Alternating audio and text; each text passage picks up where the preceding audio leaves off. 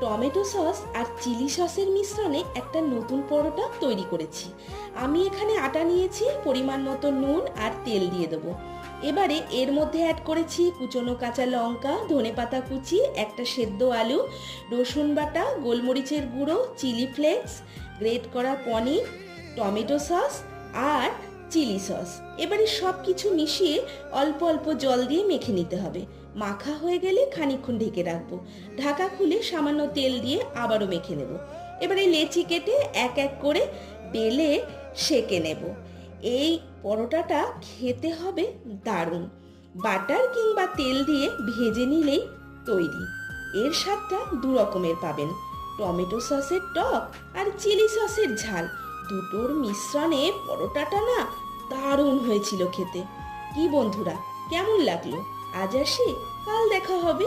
নমস্কার।